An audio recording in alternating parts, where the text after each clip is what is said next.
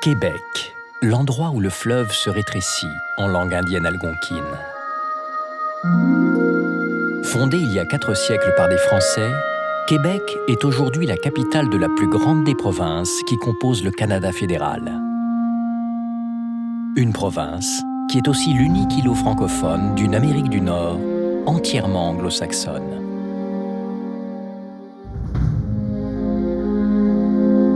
La devise de la province est « Je me souviens ». De quoi se souvient Québec? Québec se souvient qu'il y a 250 ans, des Français et des Anglais se sont battus pour sa possession. Québec se souvient des 2 généraux venus d'Europe qui les commandaient.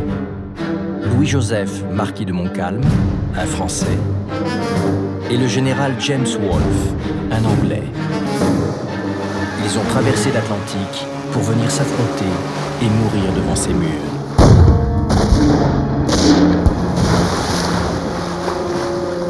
Il y a une telle part de légende mêlée à cette histoire. Je pense qu'elle doit son écho à ces personnages qui sont excessifs, imparfaits et prisonniers de leur destin.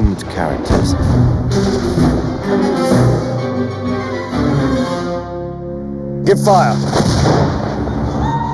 Wolfe et Montcalm ont combattu ici pour déterminer qui de Louis XV, roi de France, ou Georges II, roi d'Angleterre, régnerait sur l'Amérique du Nord.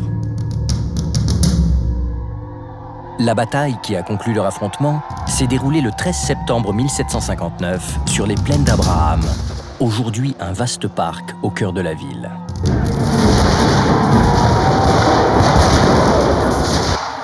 L'assaut n'a duré que quelques minutes, mais il a scellé le destin de l'ensemble du continent et entraîné une rupture décisive dans l'histoire du Canada.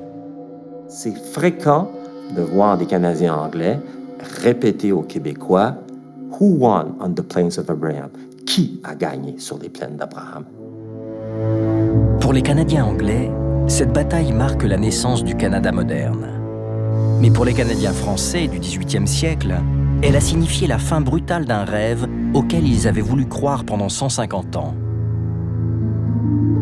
Celui d'une vie différente, au cœur d'une immense colonie française en Amérique du Nord, la Nouvelle-France.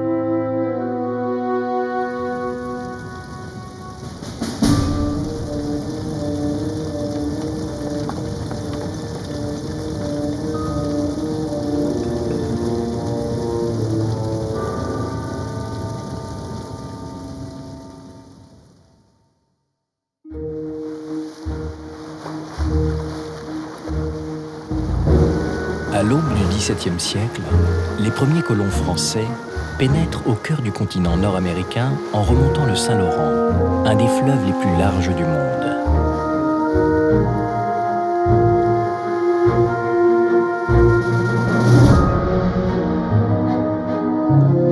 Ils découvrent de gigantesques étendues de nature sauvage, un continent pratiquement vierge. Très vite, ils entrent en contact avec les tribus indiennes qui vivent sur ces territoires.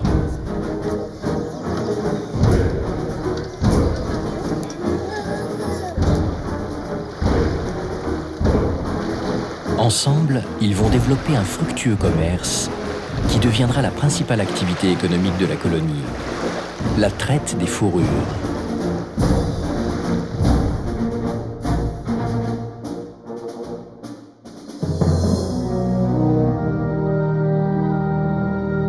Les Français s'installent sur les rives du Saint-Laurent et fondent en 1608 un premier comptoir permanent, Québec.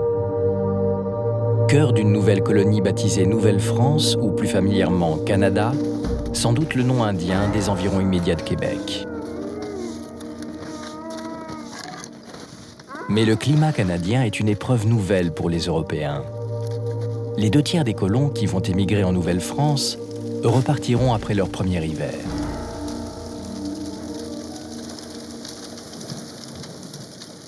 Les Français qui décidaient de rester ici devenaient différents du Français de France et devenaient ce qu'on a appelé tout de suite des Canadiens.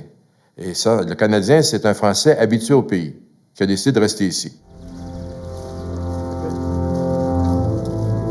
Ces Canadiens sont peu nombreux et ils comprennent très tôt qu'ils ne pourront s'établir durablement en Amérique du Nord qu'en entretenant des relations amicales avec les communautés indiennes.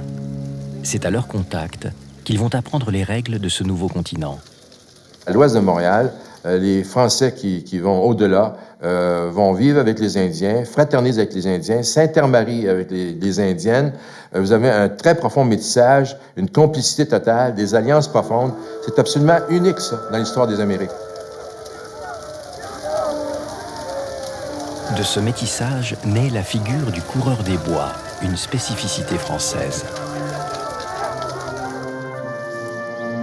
Ces colons, qui ont adopté un mode de vie indien, vont partir à la découverte du continent pour en comprendre l'étendue et développer avec d'autres tribus l'activité de la traite des fourrures. Des Indiens, ils ont appris la manière la plus efficace de se déplacer dans ces gigantesques étendues. C'est en sillonnant les fleuves et les rivières qu'ils explorent l'Amérique.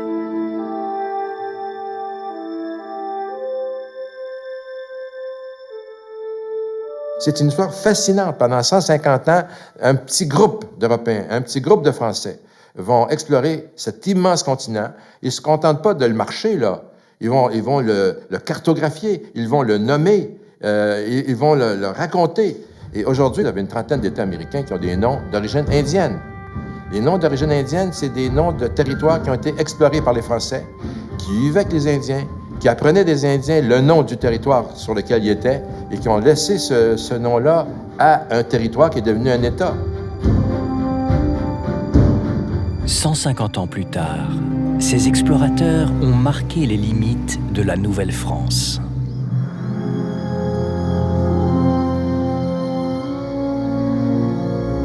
C'est une gigantesque colonie qui s'étend du Canada jusqu'à la Louisiane, soit près de la moitié du continent nord-américain. Un territoire immense que les Français ne contrôlent que grâce à la bienveillance des tribus indiennes avec lesquelles ils ont conclu de solides alliances au nom du roi de France.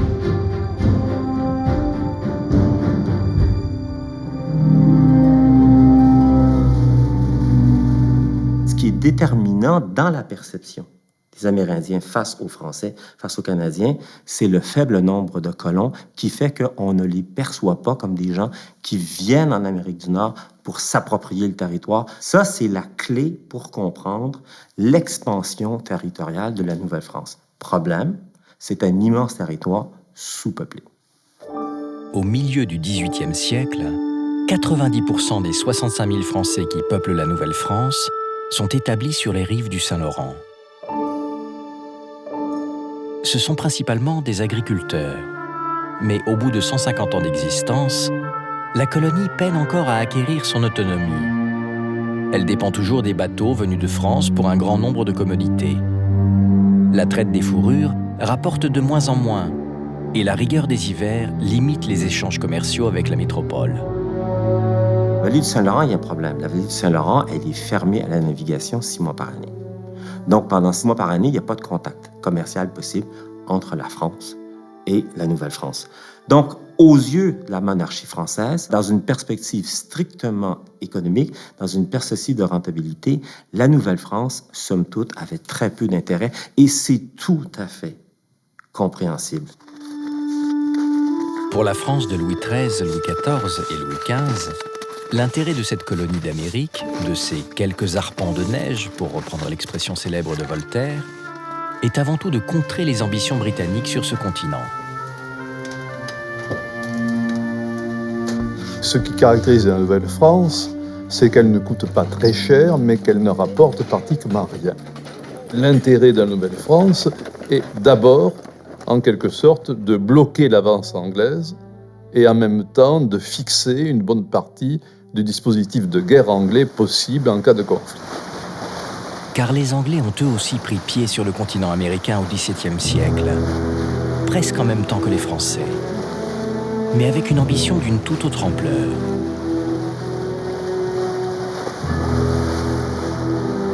En 150 ans, ils ont implanté sur la côte Est 13 vagues successives de colons, pour la plupart expulsés d'Angleterre, qui ont donné naissance à 13 colonies dynamiques.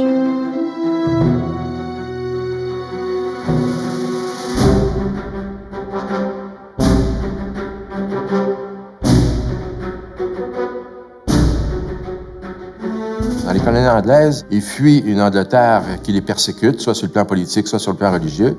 Et puis c'est des gens, très souvent, qui arrivent avec des biens, qui arrivent avec des capacités, des possibilités et une intention de s'établir parce qu'ils ont emmené tout ce qu'ils avaient, ils ont emmené leur famille. Il n'est pas question de rentrer après un certain nombre d'années. Bénéficiant d'un climat plus favorable, de ports sur l'Atlantique ouverts toute l'année aux échanges et d'un apport constant d'immigrants, les 13 colonies connaissent un essor économique et démographique bien supérieur à celui de la colonie française. En 1750, alors que la population de la Nouvelle-France représente 65 000 personnes, celle des 13 colonies atteint déjà 1,5 million d'habitants. C'est clair qu'on est face à deux pays, deux puissances qui n'ont pas la même vision de leur politique expansionniste. Les 13 colonies, les colonies anglo-américaines, eux, ils occupaient systématiquement le territoire. C'était la politique. On occupe le territoire, on fait reculer les Amérindiens. S'il le faut, on leur fait la guerre.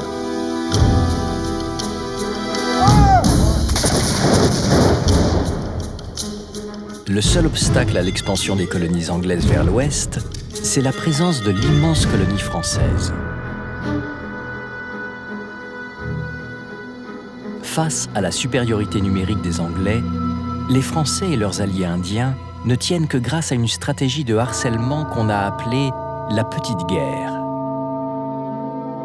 Miliciens canadiens et indiens opèrent de véritables raids sur des fermes ou des villages fortifiés britanniques, semant la terreur chez les colons anglais.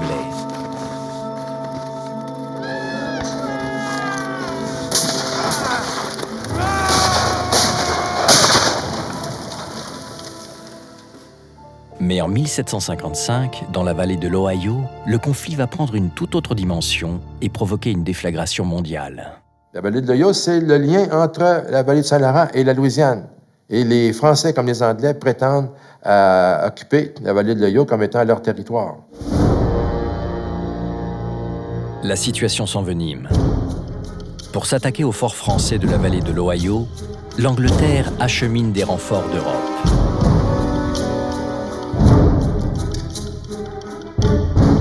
Pierre Rigaud de Vaudreuil, un Canadien qui vient d'être nommé gouverneur de la Nouvelle-France, sait le peu de cas que la France fait de sa colonie. Il mise sur le seul atout à sa disposition, la Petite Guerre. Il arme et finance les Indiens, leur achetant scalps et prisonniers. Aux côtés des miliciens canadiens, ils vont harceler l'armée anglaise, plus habituée aux grandes batailles rangées d'Europe qu'à cette stratégie de guérilla et d'embuscade.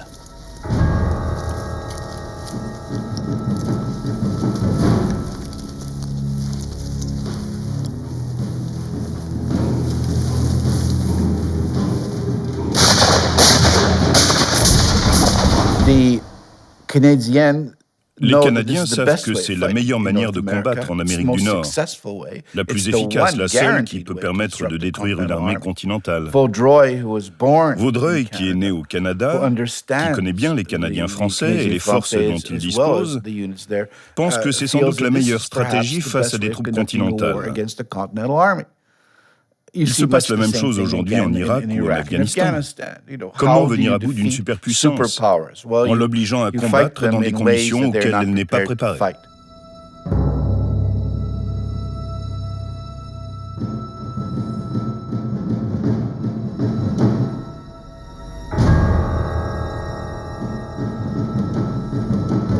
Mais il reste qu'avec le temps, la disproportion des forces françaises et anglaises en Amérique est telle que ça ne peut pas durer indéfiniment. 65 000 personnes qui tiennent tête à 1,5 million. En Europe, l'année 1756 voit un bouleversement complet des alliances entre grandes puissances. L'Angleterre s'allie à la Prusse, obligeant la France à se rapprocher de l'Autriche. L'Espagne, la Pologne, la Russie et la Suède les rejoignent. Une guerre d'une ampleur que le monde n'a encore jamais connue est sur le point d'éclater. Les guerres en Amérique du Nord sont le prolongement des guerres incessantes que se livrent la France et l'Angleterre en Europe. Donc, dès qu'il y a conflit entre Versailles et Londres, on engage le combat en Amérique du Nord. Le 3 avril 1756, le marquis de Montcalm quitte son château de Condillac dans le sud-ouest de la France pour s'embarquer pour Québec. En prévision de la guerre qui s'annonce, il vient d'être nommé commandant des troupes françaises en Nouvelle-France. Montcalm est entré dans l'armée à l'âge de 9 ans. Blessé à plusieurs reprises sur les champs de bataille d'Europe, il a atteint le grade de colonel. Mais dans la hiérarchie militaire française, il n'occupe pas une place de premier plan. Cette soudaine promotion, il la doit au fait que la Nouvelle-France est bien trop loin des yeux du roi pour intéresser les officiers qui cherchent à se distinguer. Tous les officiers généraux auxquels on a proposé le poste ont refusé des partis, en disant que ce n'était pas un commandement digne d'eux. Et effectivement, il faut toujours se rappeler qu'entre les dimensions de la guerre en Amérique du Nord, du côté français, et les dimensions continentales, la différence est considérable. Sur le territoire continental, ce sont des armées qui font entre 40 et 80 000 hommes. Au Canada, Montcalm n'a jamais eu plus de 4 à 5 000 soldats réguliers. Cette affectation garantit une rente à sa famille, mais il est certain qu'elle ne fera jamais la gloire de Montcalm. Il ignore tout de la Nouvelle-France, mais l'équilibre des forces sur le terrain est loin d'être en sa faveur. Et il n'est pas optimiste sur ses chances de sauver la colonie si les Anglais décident vraiment de s'en emparer. Il est accompagné du chevalier de Lévis, commandant en second, et du jeune colonel Bougainville, qui s'illustrera plus tard comme explorateur. Le contingent qui débarque avec eux à Québec ne comprend qu'un petit millier de soldats français.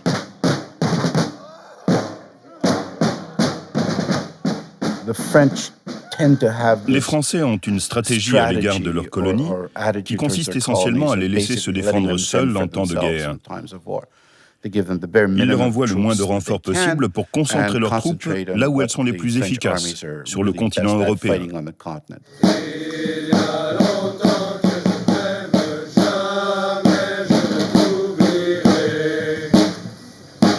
La situation que Montcalm découvre en Nouvelle-France n'est pas faite pour le rassurer. Les officiers canadiens et les miliciens ne lui inspirent aucune confiance. Il les juge incapables de livrer une véritable bataille rangée contre les Anglais.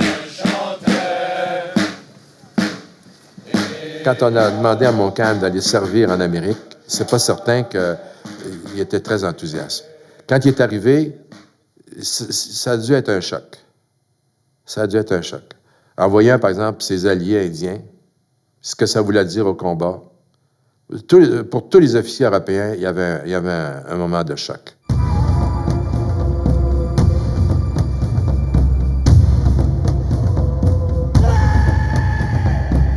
Les Indiens combattent selon leurs propres règles. Ils scalpent les blessés, exécutent leurs prisonniers. Une conception de la guerre aux antipodes de celle qui fait la fierté de l'Europe des Lumières. Montcalm est quelqu'un qui est habitué à la guerre à l'européenne. Or, l'apparition d'un droit de la guerre, l'apparition du respect des prisonniers et autres, c'est quelque chose qui se développe au XVIIIe siècle, que Montcalm connaît bien. Lui-même a été prisonnier, donc il est encore plus sensible. Et à partir de là, le comportement à la guerre des Indiens le choque et le bouleverse totalement. Soldats anglais. Montcalm est à Québec depuis seulement 3 jours, quand la guerre entre la France et l'Angleterre est officiellement déclarée.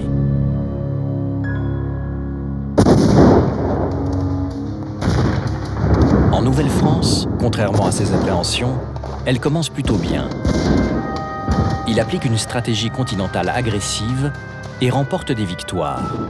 Lançant des expéditions depuis Montréal, il prend Fort Oswego et Fort William Henry. Il livre ses batailles très professionnellement et les termine rapidement et efficacement. Lui qui devrait être sur la défensive passe à l'offensive et cause de graves soucis aux Anglais.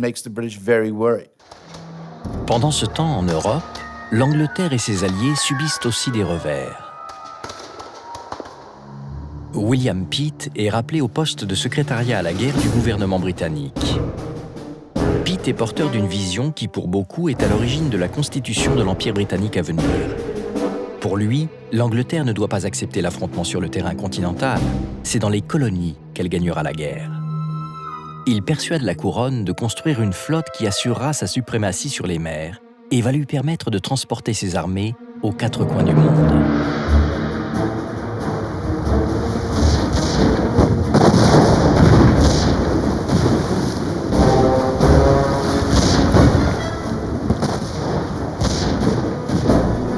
Profitant de l'immobilisation des Français et de leurs alliés sur le terrain continental, les Britanniques vont porter simultanément la guerre dans toutes leurs colonies.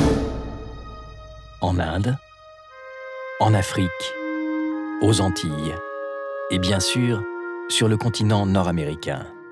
Ce sont les Prussiens qui livrent le gros des batailles, qui sont en première ligne. Les Britanniques disposent de choix plus stratégiques, frapper leurs adversaires en Inde, envahir les Antilles et leurs riches îles à sucre, et bien sûr chercher à s'emparer du Canada. C'est un conflit mondial par son ampleur, mais aussi par la démesure de la vision qui l'alimente.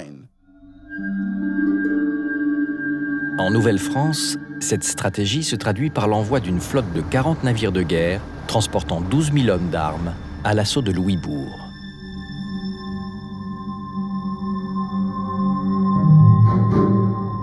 Louisbourg est une ville fortifiée défendue par 6 700 soldats et une dizaine de vaisseaux. À l'entrée du Saint-Laurent, elle est le verrou atlantique de la Nouvelle-France.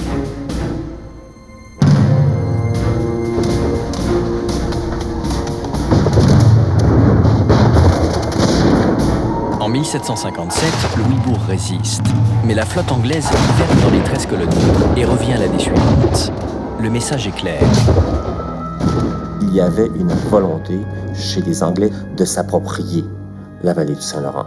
Dans l'optique de William Pitt, premier ministre anglais à ce moment-là, c'était clair, l'Amérique du Nord doit être anglaise. Parce que les Anglais avaient vu le potentiel économique que représentait le continent. À l'été 1758, alors que Louisbourg subit un siège pour la deuxième année consécutive, les Anglais vont également attaquer la colonie française par l'intérieur du continent. À Carillon, sur les rives du lac Champlain, Montcalm, à la tête d'une armée de 3600 soldats français et canadiens et de 300 Indiens, se prépare à recevoir l'assaut de la plus grande armée jamais déployée en Amérique du Nord. Un contingent de 16 000 soldats lancé à la conquête de la Nouvelle-France. Le rapport des forces est de 4 contre 1. Fort Carillon garde le lac Champlain et l'accès au réseau fluvial de la Nouvelle-France. Si ce verrou tombe, la route de Montréal et de Québec est ouverte. Montcalm se retranche sur les hauteurs de Carillon et en fait fortifier la défense par un abatis, un ensemble de barricades, de pieux et de branchages destinés à briser la charge des troupes ennemies. Fort de sa supériorité numérique, le général anglais attaque de front ses fortifications. 7 heures durant, les vagues d'assaut anglaises vont venir se briser sur ses défenses. À la fin de la journée, les Anglais se retirent, laissant sur le champ de bataille près de 2000 morts et blessés. La bataille de Carillon a en quelque sorte fait la gloire de Montcalm. Et à partir de là, par rapport à ces soldats des troupes régulières, Montcalm apparaît comme un général en chef de grande valeur.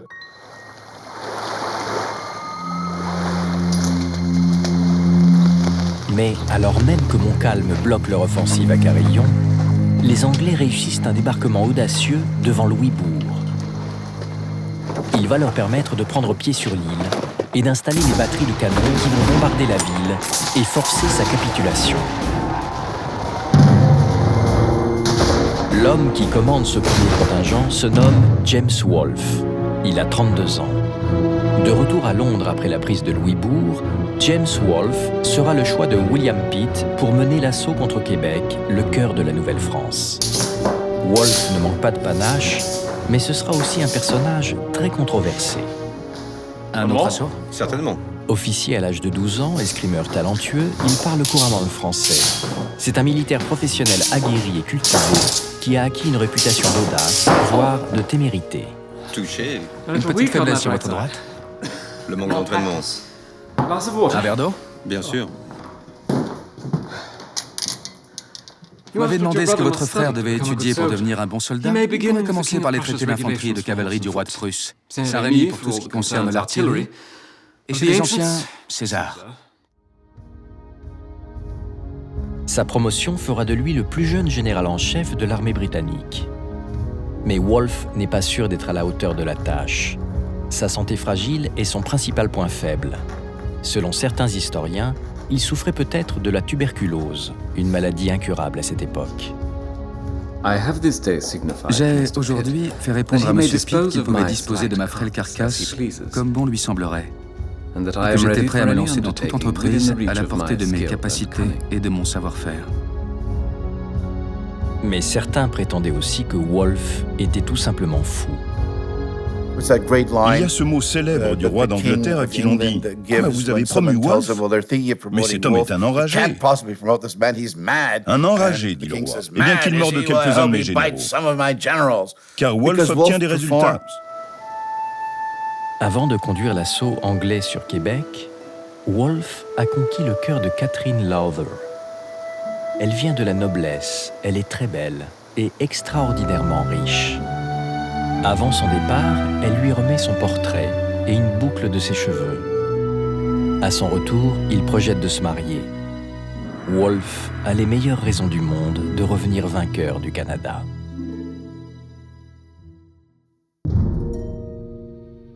Pendant ce temps, de l'autre côté de l'Atlantique, à Québec, l'attente a commencé sous de mauvais auspices.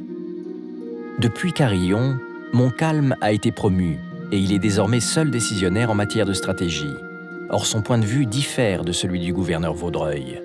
Vaudreuil défend son pays. Les ordres de Montcalm sont de tenir les Anglais en échec. Entre les deux dirigeants, la situation est tendue. Montcalm était partisan d'abandonner la vallée de l'Ohio, d'abandonner les Grands Lacs et de concentrer la défense de la colonie sur les rives du Saint-Laurent, sur l'axe Montréal-Québec.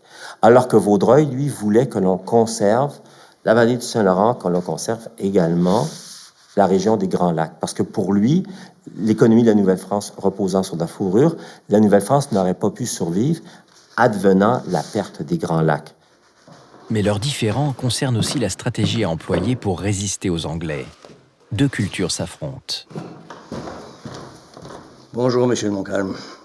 Je vous préviens, il n'est pas question de céder, ne serait-ce qu'un arpent de la Nouvelle-France, sans nous battre. Monsieur, je suis lieutenant général des armées du roi et à ce titre, Sa Majesté m'a demandé de défendre la Nouvelle-France. Je suis seul en charge de la stratégie militaire.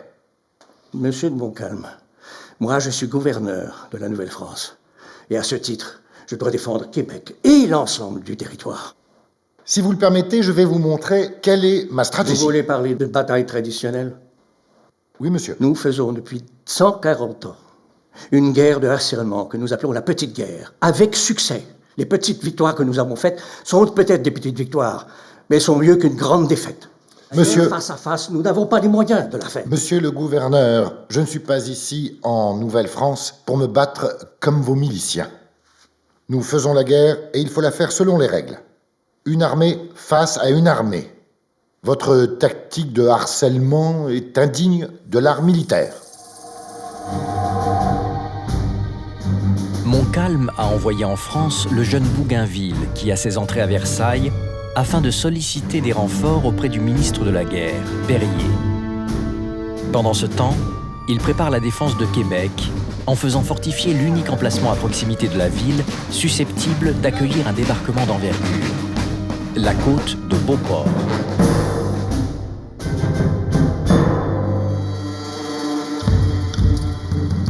Montcalm est plutôt confiant.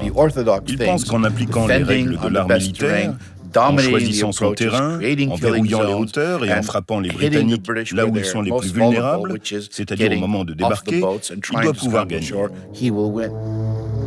Au printemps 1759, Vaudreuil, regardez là-bas. Le premier bateau qui se présente devant Québec est français.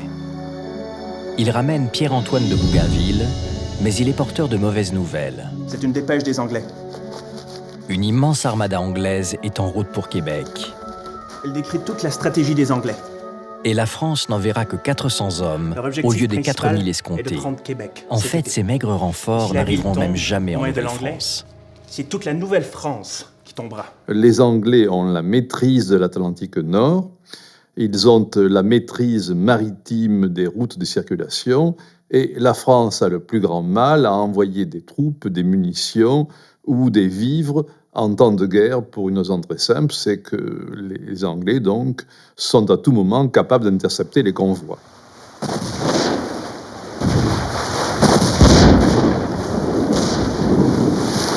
La grande question, pourquoi la France n'a pas fait un effort militaire important pour tenter de sauver la Nouvelle-France? Bon, la France est occupée en Europe. La France en a plein les bras en Europe. L'armée française a des moyens quand même limités. Et aux yeux des dirigeants français, aux yeux de Louis XV, aux yeux de Choiseul, aux yeux du ministre de la Défense, Berryer, l'Amérique du Nord, la Nouvelle-France n'est plus rentable. C'est une question de temps avant qu'on l'abandonne. Vive la France! Pourtant, à Québec, les officiers français font bonne figure. Pour Montcalm et Bougainville, la guerre est affaire de gentilshommes, et l'Anglais a toujours été un adversaire respectable. Par ailleurs, il est tout à fait possible que les troupes françaises réussissent, cette année encore, à tenir les Anglais en échec. Bougainville est un bonhomme supérieur, mais c'est un vrai officier. Donc, il se comporte ici, il y a des moments chez Bougainville de guerre en dentelle. Donc, une relation avec les officiers britanniques qui fait qu'on est entre gentlemen et puis on s'envoie des petits cadeaux, des petites choses. Mais ça, c'est la tradition dans l'armée. Hein? On va se tirer dessus le lendemain, mais la veille, on peut presque trinquer ensemble. Il y a beaucoup d'incidents comme ça. Les armées qui vont livrer la bataille de Québec sont essentiellement des armées européennes qui n'ont ni intérêt ni affection pour le Canada. Les Français n'ont aucun lien avec les Canadiens français. Ils ne les apprécient pas particulièrement et les traitent souvent durement. Les Anglais, c'est encore pire. Ce sont des armées professionnelles. Ils pourraient aussi bien combattre aux portes de Paris ou de Londres. Cette fois, ce sera devant Québec. Le point de vue des Canadiens est bien différent. C'est leur pays qui est en jeu. Et c'est contre un envahisseur qu'ils se préparent à lutter. La récolte de cette année n'a pas été bonne et les rationnements imposés en prévision du siège sont sévères. Alors, la population de Québec, au début de 1759, la population est inquiète. La rumeur veut que les troupes anglaises s'en viennent donner l'assaut à Québec. Puis un bon matin, on apprend que les Anglais sont dans le fleuve, qu'ils s'approchent. La rumeur là, signale leur position.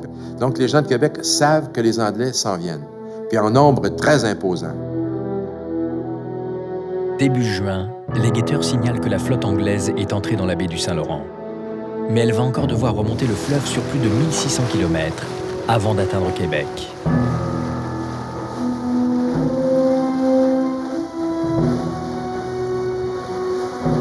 Ces premiers navires ne sont que l'avant-garde d'une des plus imposantes flottes jamais réunies par les Britanniques. 49 vaisseaux de guerre transportant plus de 1800 canons, 8500 soldats et 13 500 marins et hommes d'équipage. Ils sont accompagnés de navires marchands pour l'approvisionnement et la logistique et équipés de 130 barges de débarquement. C'est une gigantesque armada qui s'étire sur plus de 150 km le long du fleuve. Mais Québec est encore loin et le Saint-Laurent a ses secrets. Le Saint-Laurent est un fleuve capricieux. Il comporte de nombreuses passes délicates où des navires de guerre de fort tonnage ou de gros transports de troupes peuvent s'échouer sur les hauts fonds. Les Français pensaient, à juste titre, qu'il serait difficile, pour ne pas dire impossible, à une flotte ignorant tout du fleuve, de le remonter ou d'y mouiller sans dommage. Le Saint-Laurent est une des meilleures défenses naturelles de Québec. Les Français pensaient que ces courants et récifs pourraient suffire à neutraliser la flotte anglaise, en particulier en un point appelé la Traverse. Autour de l'île d'Orléans, le fleuve se scinde en deux. Le bras le plus au nord n'est plus navigable et celui du sud n'offre qu'un étroit passage serpentant entre de dangereux hauts fonds. Pour en compliquer l'abord, les Français avaient enlevé toutes les bouées signalant ces obstacles.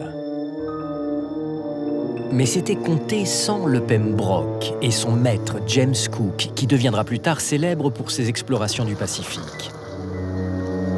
À Québec, il fait partie d'une équipe de navigateurs qui précède le gros de la flotte, effectuant des sondages de la traverse pour en repérer les dangers.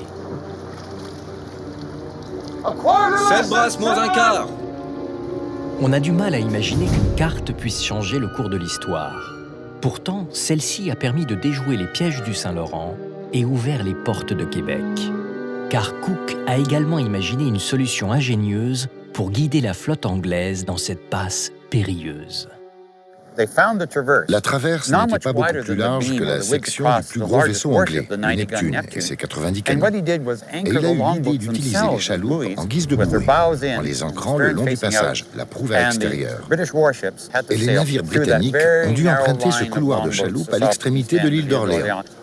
Ce devait être très impressionnant, ces énormes vaisseaux glissant l'un après l'autre dans cet étroit chenal. La flotte britannique apparaît le 24 juin devant Québec. Diable font donc tous ces Anglais ici? On avait affirmé à Montcalm qu'un tel exploit était impossible.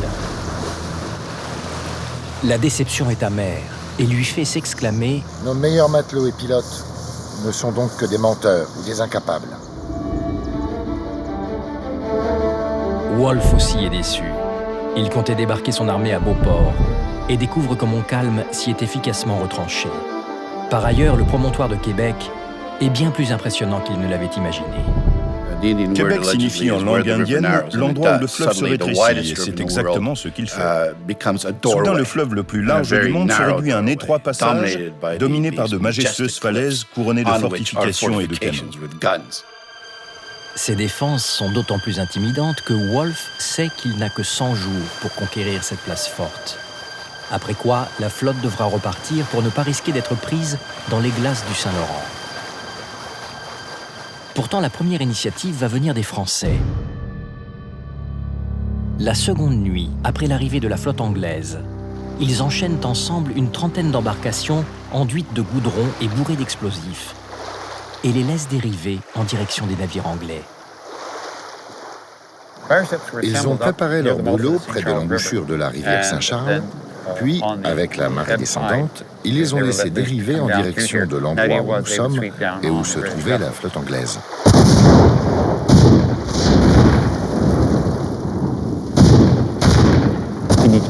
Mais les mises à feu ont été déclenchées trop tôt, et les Anglais ont eu le temps de sortir leurs chaloupes et, grâce à des grappins, de tracter ces brûlots jusqu'à la côte. L'échec spectaculaire de la manœuvre fera dire à Montcalm qu'il s'agit du feu d'artifice le plus coûteux qu'il lui ait jamais été donné d'admirer.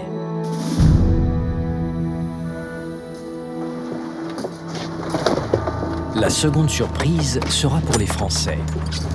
Elle va mettre en évidence une autre erreur d'appréciation qui va s'avérer très lourde de conséquences.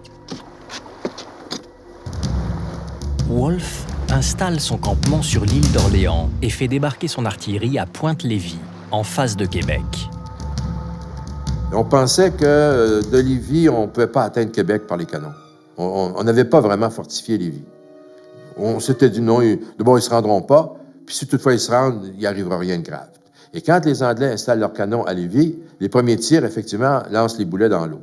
Et là, c'est les réjouissances de la population dans Québec. On se moque des Anglais qui envoient leurs canons dans l'eau, jusqu'à temps qu'il y ait juste le tir puis qu'ils commencent à atteindre la ville. Et là, c'est un bombardement d'enfer. À compter de ce moment, les batteries de Wolfe vont pilonner sans interruption Québec pendant près de 2 mois et demi.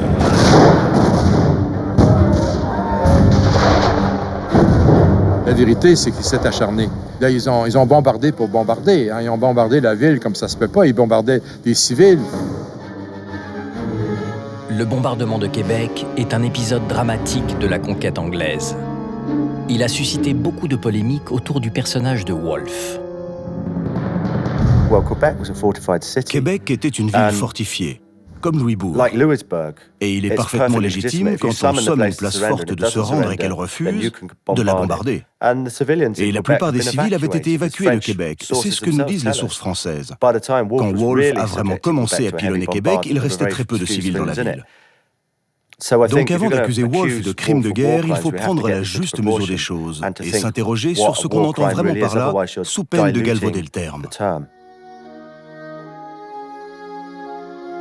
Les fouilles archéologiques en cours à Québec révèlent à quel point la ville a souffert lors de ce siège.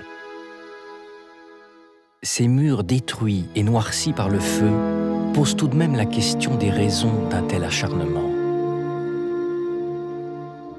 Des batteries d'artillerie qui pilonnent la ville. Quel bénéfice militaire peut-il y avoir à raser Québec et à détruire tous ces bâtiments? On n'élimine aucune des troupes de Montcalm, mais on oblige les habitants à partir, on détruit leurs foyers. Le bombardement intensif de Québec, les incendies visent à démoraliser l'ennemi. Le ressentiment des Canadiens est d'autant plus vif que Wolfe, incapable de débarquer devant Québec, donne l'ordre à l'un de ses détachements d'incendier les villages qui se trouvent sur l'autre rive du Saint-Laurent.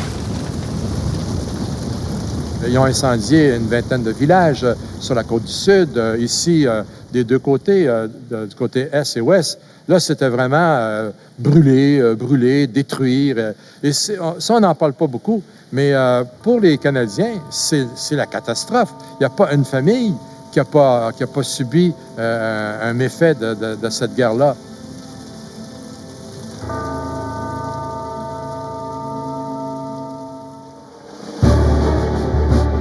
What did Wolfe do at Quebec? Well, qu'a fait Wolfe à Québec? Il a incendié environ 1400 fermes, ce qui a indéniablement dû causer des souffrances. Pourquoi a-t-il fait cela?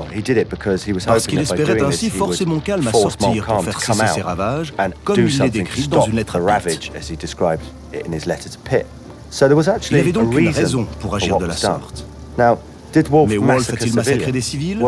Était-ce l'œuvre d'une horde sanguinaire lâchée sur la vallée du Saint-Laurent? Non, rien ne permet de le penser. Par contre, on sait que Wolfe a spécifiquement mentionné et répété dans ses ordres « Tout homme qui portera atteinte à une femme ou un enfant sera passé par les armes ».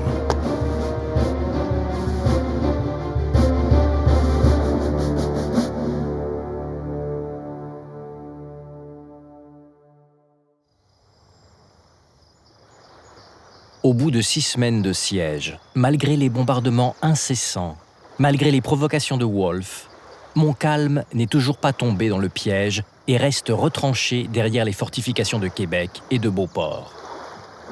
C'est clairement lui qui maîtrise la situation. Le temps joue en sa faveur. Chaque jour qui passe améliore ses chances, et chaque jour qui passe souligne l'impuissance des Anglais. La fin juillet approche et Wolfe est à court d'options. Mon adversaire s'est habilement retranché derrière d'inaccessibles fortifications, en sorte que je ne peux l'atteindre sans répandre un torrent de sang, et pour un résultat qui reste incertain.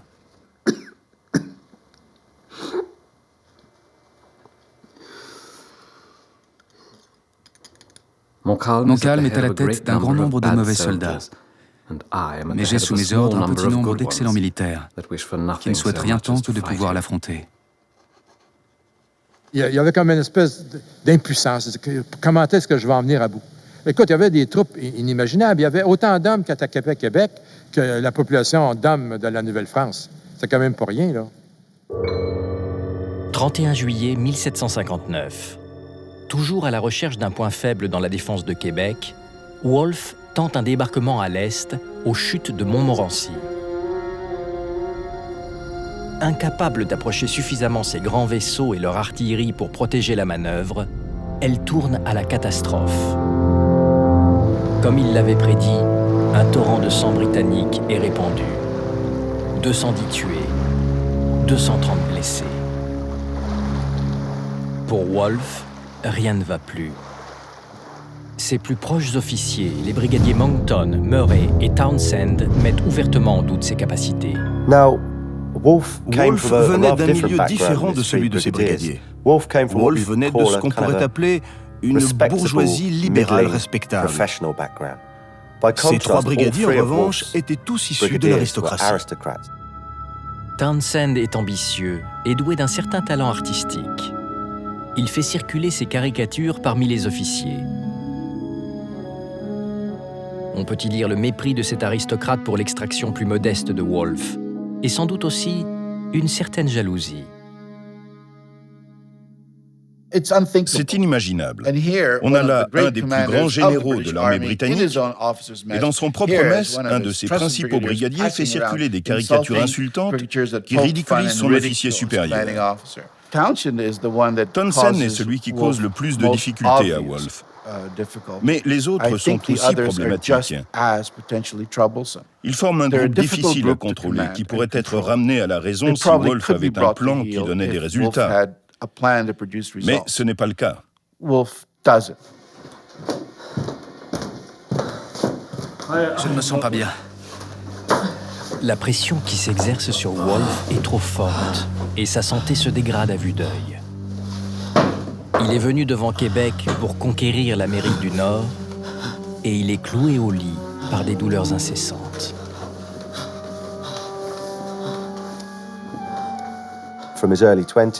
Depuis l'âge de 20 ans, Wolfe souffrait de ce que ses contemporains nommaient le gravier, une sorte d'accumulation de cristaux dans la vessie, assez semblable à des calculs rénaux. Wolfe raconte dans son journal à quel point il est tourmenté.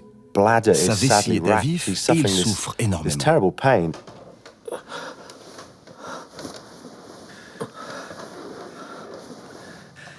François, le pot de chambre.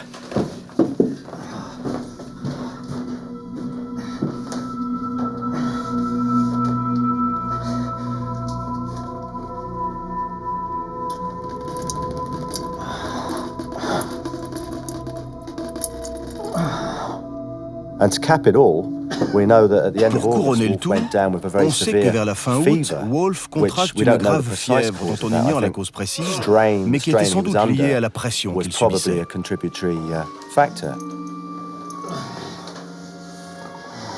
Certains historiens pensent que Wolfe souffrait de la tuberculose et que, sentant sa fin prochaine, il allait rechercher une mort glorieuse sur le champ de bataille. Pourtant, les portraits réalisés à l'époque n'évoquent pas les traits d'un mourant. On n'envoie pas un mourant commander à Québec une opération de cette envergure. Il n'était pas bien portant, mais quelle qu'était sa maladie, il avait appris à s'en accommoder, à la maîtriser.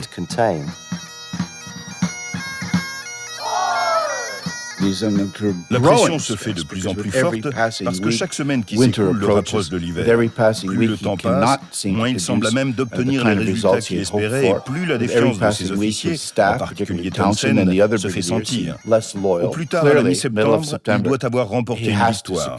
Il n'aura plus droit qu'à une seule tentative.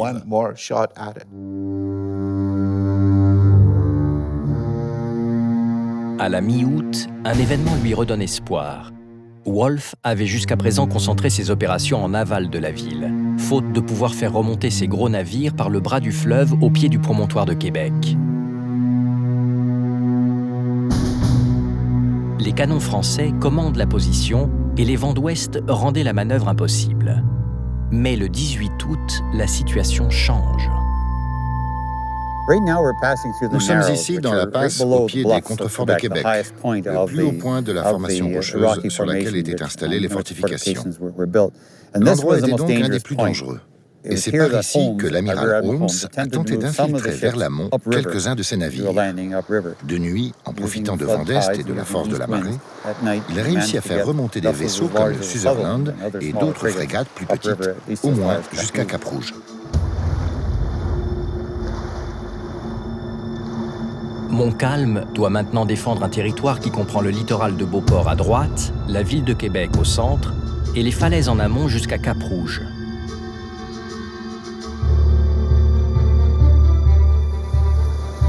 Le 7 septembre, à bord d'un sloop baptisé ironiquement Terror of France, Wolfe est en amont de Québec à la recherche d'un emplacement susceptible d'accueillir un débarquement.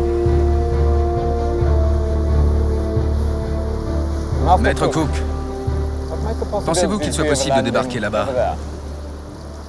La falaise semble abrupte Mais elle est très proche de la ville et Wolfe n'a plus guère le choix. Je pense que ça pourrait faire l'affaire, monsieur. Je pense que vous avez raison.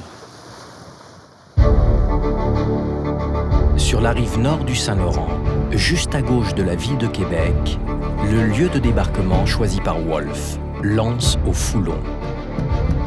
Ces contreforts sont si escarpés que l'officier français du poste chargé de sa surveillance est persuadé que personne ne viendra jamais y débarquer. Voici le plan de Wolfe. Pendant que quelques navires lanceront de fausses attaques en direction de Beauport afin d'immobiliser Montcalm et le gros de son armée en aval, Wolfe utilisera la marée pour faire dériver ses barges de débarquement depuis le mouillage de Cap-Rouge jusqu'à l'anse au Foulon.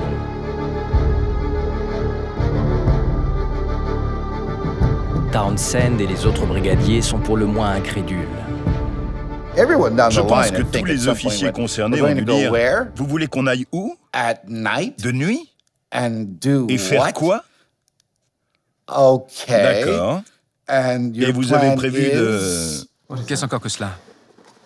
Monsieur, c'est le dernier torchon qui circule.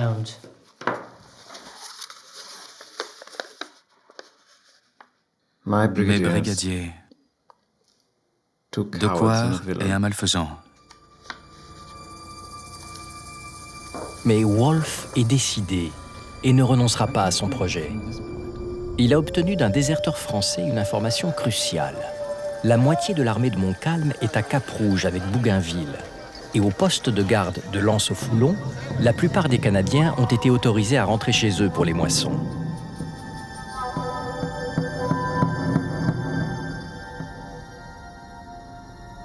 Chance ou calcul, il se trouve également que la nuit choisie par Wolfe pour mettre son plan à exécution, le 12 septembre 1759, présentait des conditions très particulières.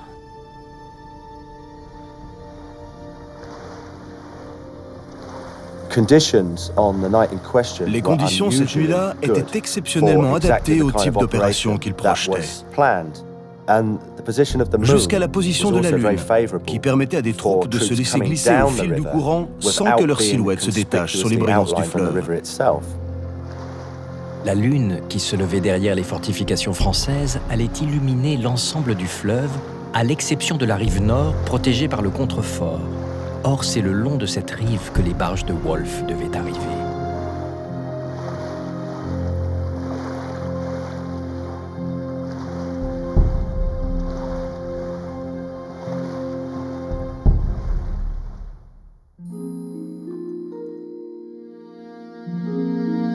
Quelques heures avant de mettre son plan à exécution, Wolfe écrit à sa fiancée et lui renvoie son portrait et sa mèche de cheveux.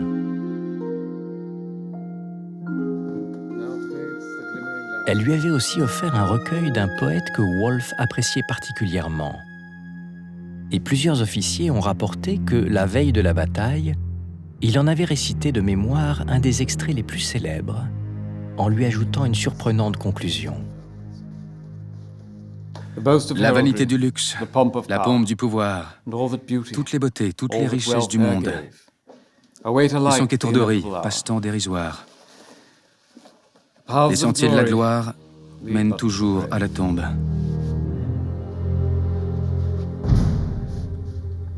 J'aurais préféré être l'auteur de ces vers plutôt que prendre Québec demain.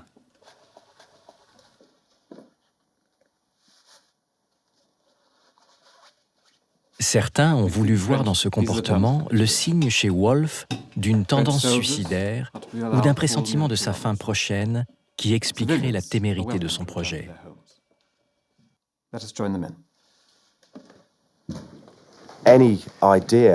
L'idée que le débarquement de l'anse au Foulon ait pu être conçu comme une sorte de mission suicide et le geste d'un homme désespéré ne tient vraiment pas.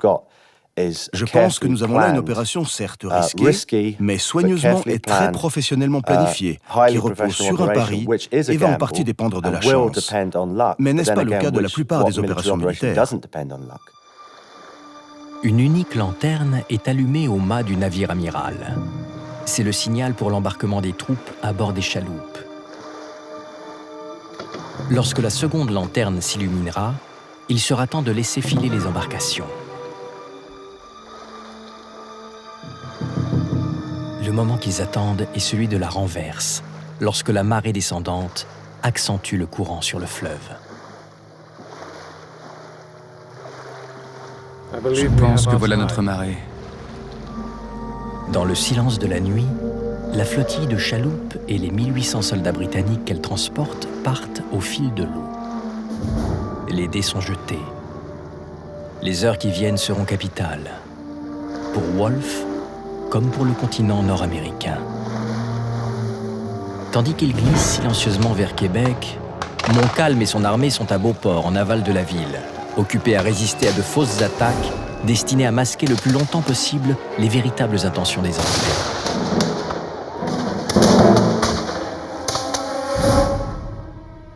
Montcalm est épuisé et perplexe. Au terme de près de 10 semaines de siège, Québec tient toujours, mais il n'a pas la moindre idée de ce que Wolfe peut encore tenter.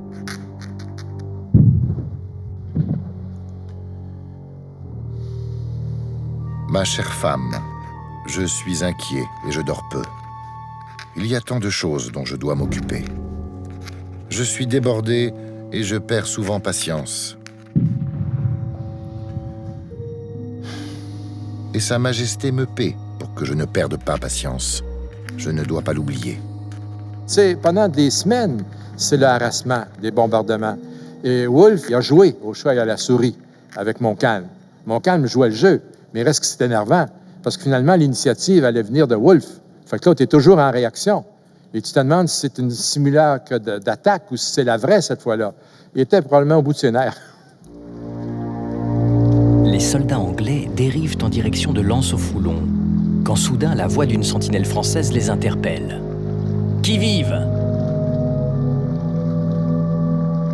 L'instant est critique, mais Wolfe et ses hommes ont appris que les Français attendaient le passage d'un convoi secret de ravitaillement venu de Montréal. Un brillant officier écossais, Simon Fraser, qui parlait couramment le français, a alors un réflexe extraordinaire et répond « Silence, ce sont les provisions de Montréal », ce qui suffit à rassurer cette sentinelle. Coup de chance pour les Britanniques, le convoi en question avait été annulé, mais personne n'en avait informé les sentinelles.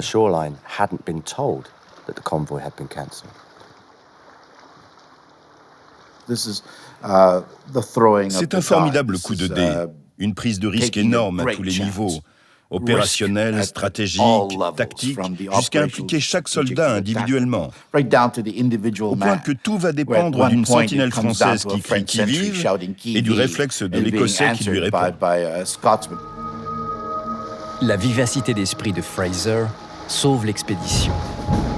À 4h04, selon les notes d'un officier, les troupes de Wolfe atteignent leur destination.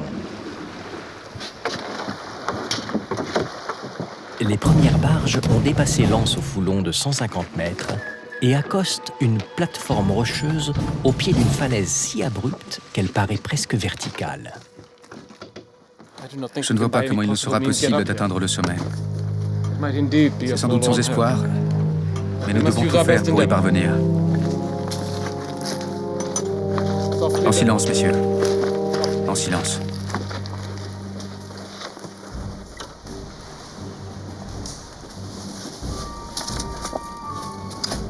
Sans un mot, les jeunes soldats britanniques se lancent à l'assaut de la falaise. Ils se hissent pied à pied, s'accrochant aux branchages et aux buissons pour ne pas glisser. La crique qu'ils escaladent ainsi en silence est désormais connue sous le nom de baie de Wolfe. Elle se trouve à moins de 3 km de Québec.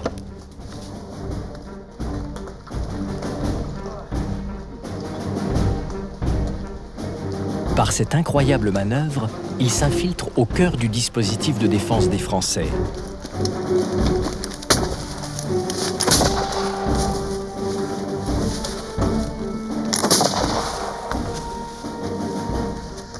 À la tête de ces troupes, Wolfe en personne, qui semble retrouver dans l'action l'énergie qui lui faisait jusqu'à présent défaut. Totalement surpris par l'assaut, les défenseurs du poste de garde n'opposent aucune résistance.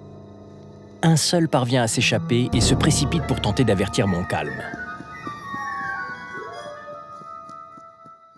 L'exploit, c'est d'avoir réussi à faire monter près de 4000 hommes le long de la falaise, avec les armes, le matériel et même 2 canons, et sans que les Français s'en soient rendus compte et dans des conditions absolument épouvantables.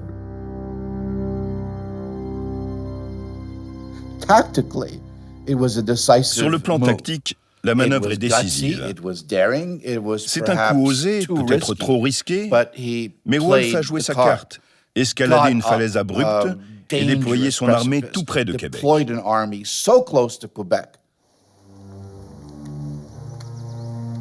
Wolfe s'avance à la tête d'une avant-garde à la recherche du meilleur terrain pour livrer bataille aux Français. Serait-il en train de tomber dans un piège tendu par Montcalm? La manœuvre est téméraire.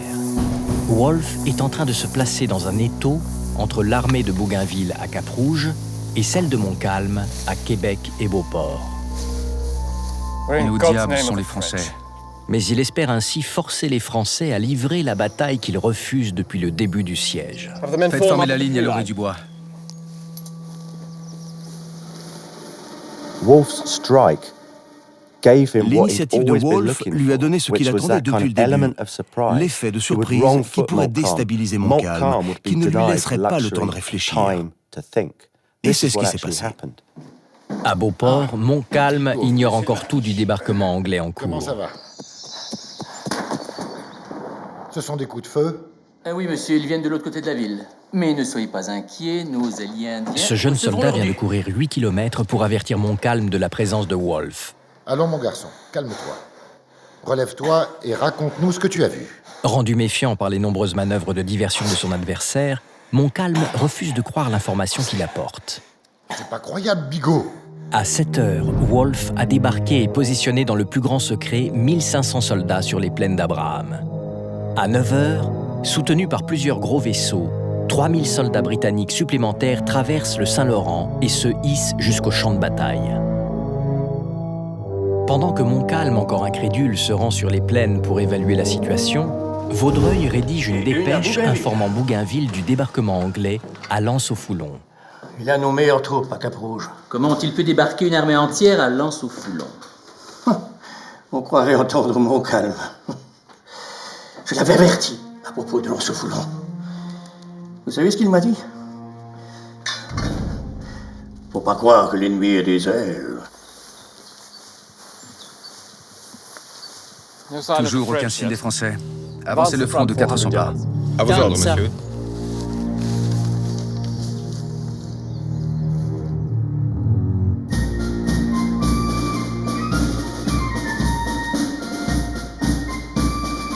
Pour Montcalm, la surprise est totale. L'idée d'un débarquement des troupes anglaises sur les plaines était impossible à imaginer. La réalité de leur présence semble tout aussi difficile à accepter. Ils n'auraient jamais dû être là, il avait raison. Quelqu'un aurait dû les arrêter alors qu'ils commençaient à débarquer, donner l'alarme pendant qu'ils escaladaient la falaise, réagir en voyant une armée se positionner sur les plaines. Pourtant, lorsqu'ils arrivent, ils sont trop nombreux pour pouvoir encore nier leur présence. Il va devoir livrer bataille. On ne peut pas le croire. Et c'est là qu'il commence à s'énerver. Il fait venir ses soldats au pas de course, hein, pour venir se ranger en face des Britanniques qui ont quand même eu quelques heures de repos. Les autres arrivent à bout de souffle. Puis là, c'est une armée indisciplinée, parce qu'il y a même plus de Canadiens, de miliciens dans ces troupes-là que de réguliers.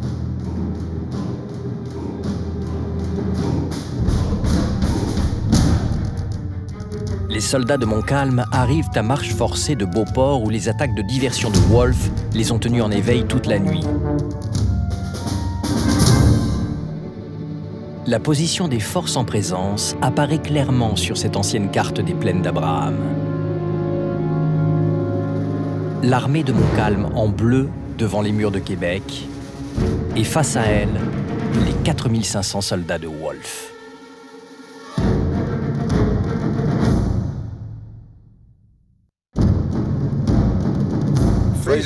Chargez armes. Fusils et mousquets du 18e ne sont efficaces qu'à moins de 50 mètres et d'une précision très relative.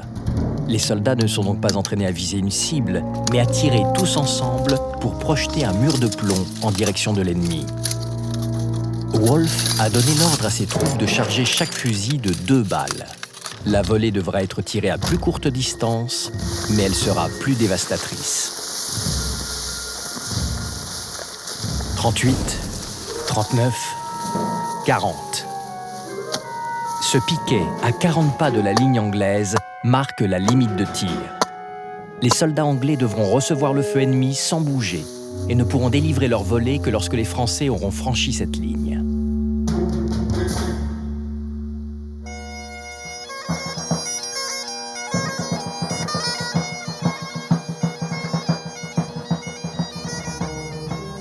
Vers 9h15, l'armée française est prête au combat.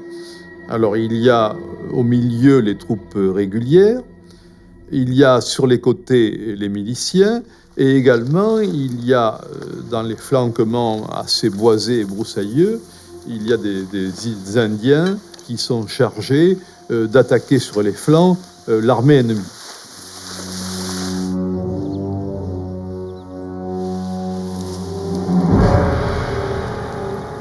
« 300 soldats anglais vont ainsi être blessés ou tués avant que la bataille ne commence officiellement.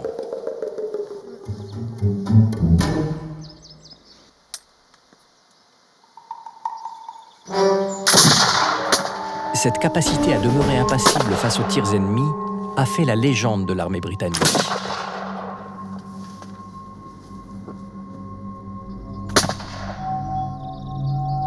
En première ligne aux côtés de ces hommes, exposés au même danger, Wolfe donne l'exemple. Il semble se promener avec nonchalance, comme si l'ennemi était pour le moment le dernier de ses soucis. Je crois qu'à ce moment-là, Wolfe, qui avait joué le tout pour le tout, allait continuer à jouer le tout pour le tout. Il fait preuve de beaucoup de flegme, c'est ça, de flegme. Et il contrôle ses troupes. Et les troupes ne bougeront pas, ne tireront pas, tant qu'il ne donnera pas l'ordre.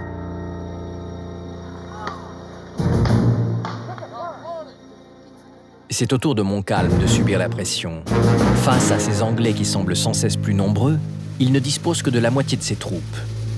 2000 soldats, dont ces unités d'élite, sont à Cap Rouge sous le commandement de Bougainville. Mais a-t-il été prévenu? Quand va-t-il arriver? Peut-on s'offrir le luxe de cette attente ou risque-t-elle de s'avérer fatale? Bougainville n'a qu'une mission à ce moment-là, c'est rassembler les troupes pour venir, avec un nombre de soldats suffisant, attaquer de flanc ou par derrière l'armée ennemie. Donc Bougainville avait besoin de 2 à 4 heures pour à la fois rassembler ses troupes et pour venir sur Québec. Vaudreuil fait parvenir à Montcalm une dépêche le suppliant d'attendre l'arrivée des troupes d'élite que commande Bougainville avant d'engager le combat. Mais ce qu'il voit inquiète Montcalm mais c'est impossible. Wolfe a déjà monté 2 pièces de canon. Nous ne pouvons pas lui donner le temps d'en monter davantage. Il n'a pas vraiment le temps de réfléchir ou d'envisager ses options. Sa première réaction est « il faut y aller et déloger ses soldats avant qu'ils n'attaquent, avant qu'ils n'installent plus d'artillerie ou qu'ils reçoivent des renforts. »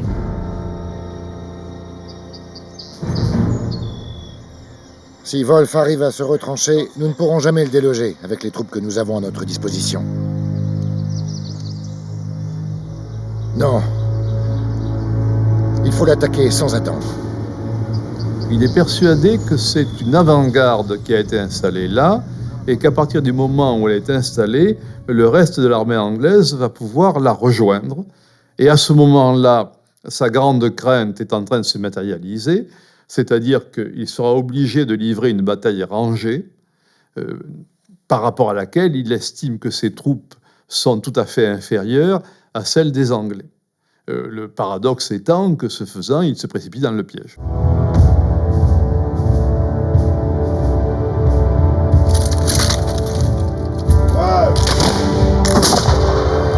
Les Français ouvrent le feu, mais ils sont bien trop loin pour être efficaces. La charge qui s'ensuit part de très loin elle aussi, et semble rapidement désordonnée.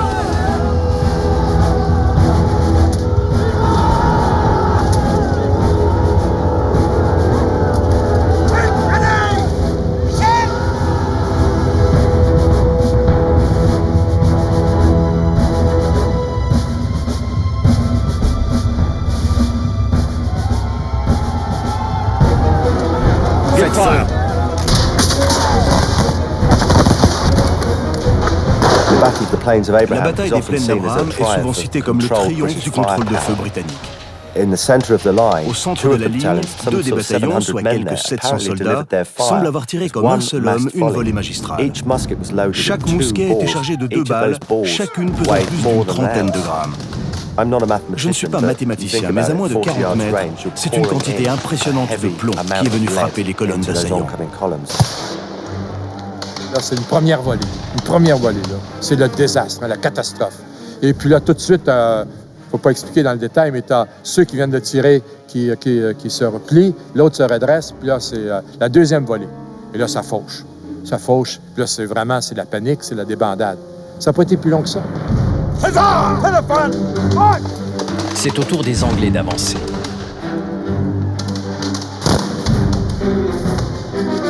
Dans la fusillade qui s'ensuit, Wolfe est atteint au poignet.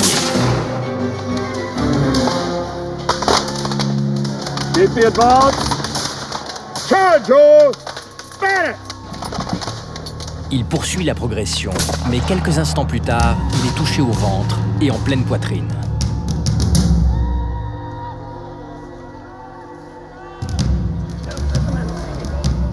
Il ordonne « Ne laissez pas les hommes me voir à terre ».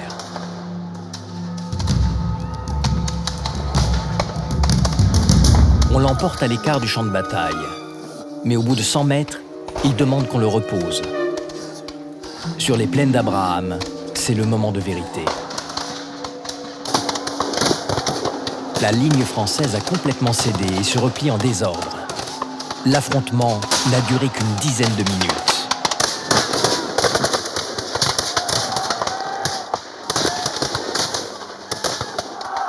Regardez, il s'enfuit. Qui s'enfuit? L'ennemi, monsieur. Il cède de tous côtés.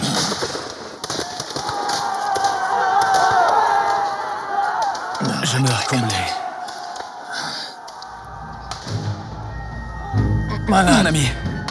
Le dernier ordre de Wolfe est pour le colonel Burton, afin qu'il envoie un régiment jusqu'au fleuve, couper la retraite des Français.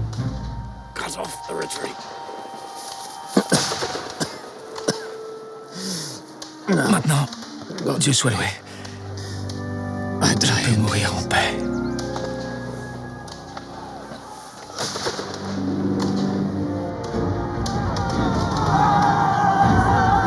Devant Québec, la charge des Écossais poursuit les Français pratiquement jusqu'aux portes de la ville. Quand soudain, un feu nourri des Indiens et des miliciens canadiens embusqués vient stopper leur progression. Québec ne tombera pas aujourd'hui, mais la bataille est perdue. Mon Dieu.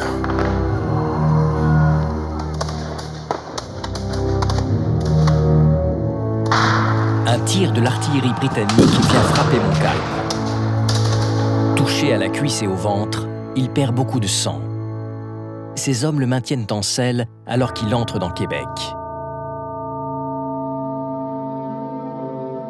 C'est quand même unique, je pense, dans l'histoire militaire, que les 2 commandants supérieurs reçoivent en moins de 20 minutes autant de blessures, dont des blessures mortelles. Quand Bougainville arrive enfin sur le champ de bataille, il est trop tard. Les Anglais assiègent Québec et avec 2000 hommes, il ne peut les affronter. Il se repliera sur Montréal.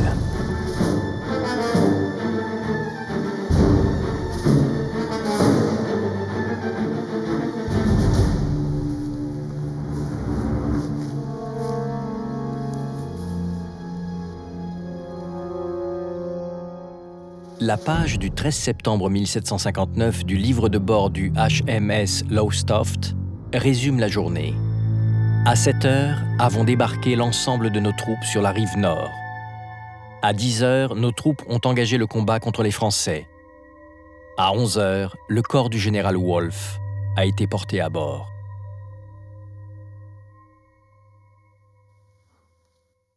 Vers minuit, le soir même, on annonce à Montcalm qu'il ne lui reste que quelques heures à vivre.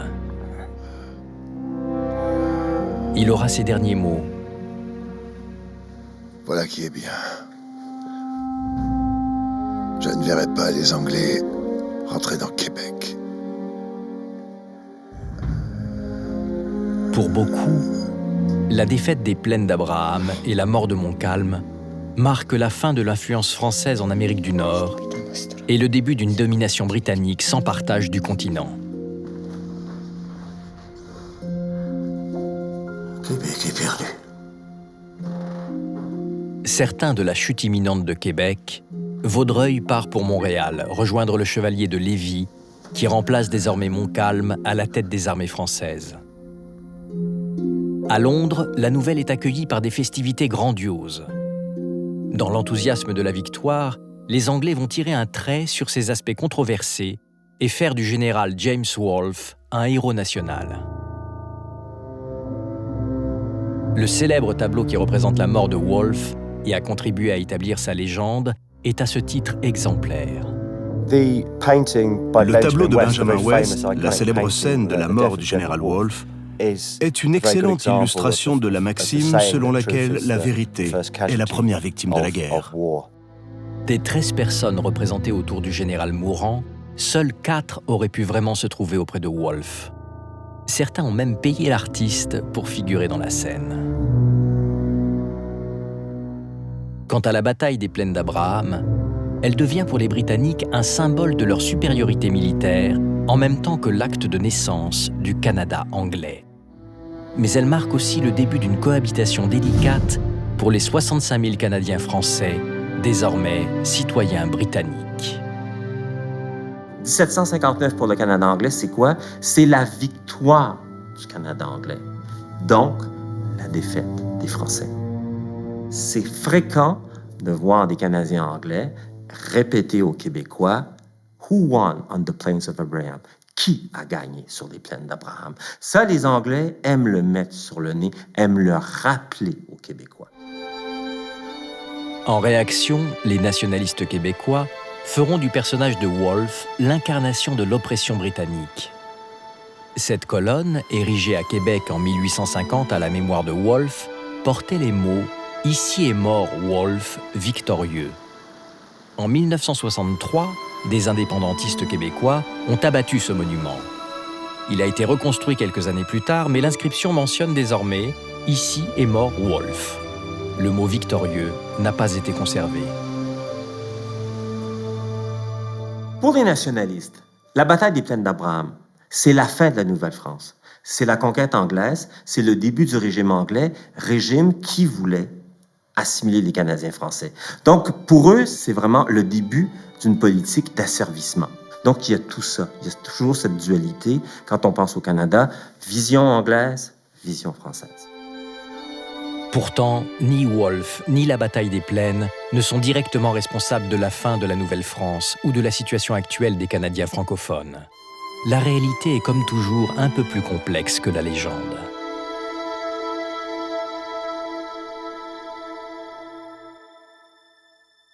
Si Québec assiégé se rend aux Anglais quelques jours après la bataille, ce n'est pas à cause de la défaite militaire des Plaines, qui n'avait en fait que très peu affaibli les forces françaises.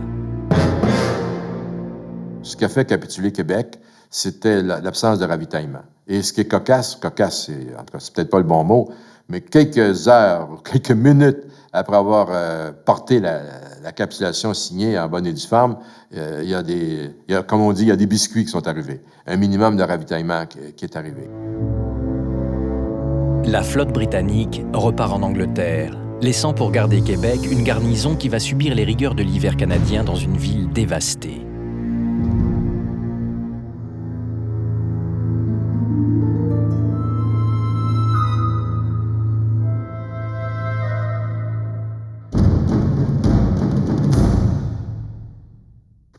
Au tout début du printemps 1760, le chevalier de Lévis revient de Montréal à la tête de 7500 soldats français et canadiens.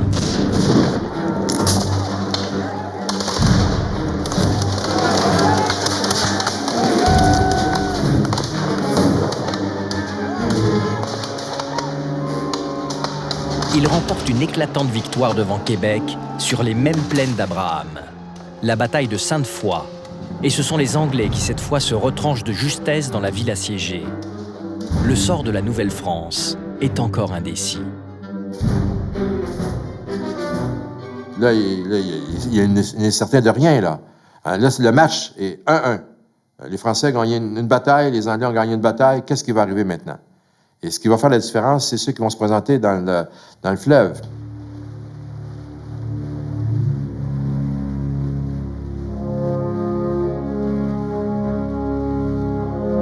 Mais une fois de plus, ce sont des renforts anglais qui se présentent devant Québec.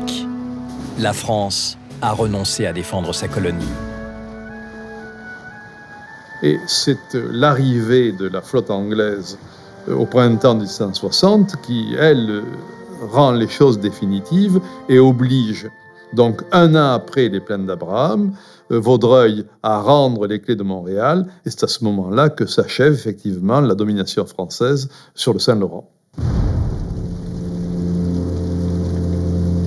Montréal et la Nouvelle-France capitulent le 8 septembre 1760. Mais l'histoire ne s'arrête pas là. Pendant 3 ans, Anglais, Français et Espagnols vont négocier le traité de paix qui mettra fin à la guerre de 7 ans. Le conflit était mondial, son règlement le sera aussi. Et le sort de la Nouvelle-France n'est qu'un des enjeux de ces tractations.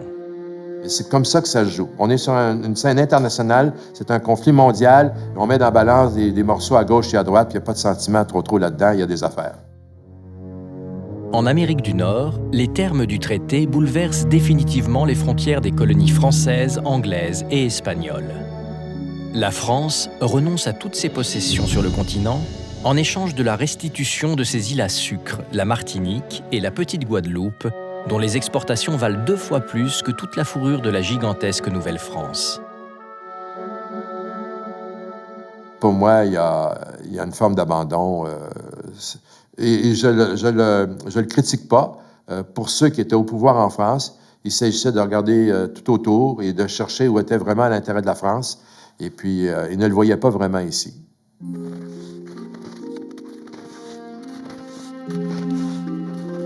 Il y a une volonté claire des Français de ne pas revenir sur la perte de Québec et de Montréal. Pour Choiseul, la défaite française en Amérique, c'était l'aboutissement d'une colonisation qui avait échoué. Le constat d'un échec, mais aussi un habile calcul politique de la part de Choiseul qui va avoir une conséquence inespérée pour les Canadiens français. Choiseul est visionnaire. Il sait très bien qu'avec le retrait français de l'Amérique du Nord, les 13 colonies seront invitées évidemment à rembourser la dette de guerre contractée par l'Angleterre pour s'emparer de la vallée du Saint-Laurent et des Grands Lacs. C'est clair que, aux yeux de Choiseul, les rapports vont se détériorer et que c'est une victoire empoisonnée pour l'Angleterre. Choiseul ne s'est pas trompé. 10 ans plus tard, la révolte des 13 colonies contre leur métropole anglaise prend de l'ampleur. Et pour éviter que la contagion révolutionnaire gagne aussi le Canada, toujours essentiellement peuplé de Français, les Anglais changent de politique à leur égard. La révolte des 13 colonies est providentielle pour le Canada français, parce que la révolte des 13 colonies force l'Angleterre à faire des concessions aux Canadiens français par l'acte de Québec de 1774, c'est-à-dire vous pouvez conserver la religion catholique, vous pouvez conserver la langue française, on rétablit le régime seigneurial français, mais de grâce, ne vous associez pas aux insurgents américains. Sans révolution américaine, vraisemblablement que le Canada français aurait disparu. Grâce à l'acte de Québec, lorsque les 13 colonies au bord de la Révolution attaqueront le Canada anglais, les Québécois, les Canadiens français, vont repousser l'envahisseur américain aux côtés de leurs conquérants anglais. Ce sera la véritable naissance du Canada moderne et l'origine de la situation si particulière de la province de Québec. Il y a beaucoup de gens qui disent, finalement, c'est peut-être aussi bien comme ça. Parce qu'aujourd'hui, ce qu'on est, on ne regrette rien. On ne voudrait pas revenir en arrière, on ne veut pas refaire l'histoire. Donc, on l'assume assez bien, la bataille des plaines d'Abraham et la guerre de 7 ans. On l'assume assez bien. Car si Québec se souvient qu'elle a été le cœur d'une immense colonie française avant d'être une des provinces de l'Empire colonial britannique, elle est aujourd'hui l'unique province francophone d'une grande nation fédérale, bilingue et multiculturel qui porte son ancien nom, le Canada.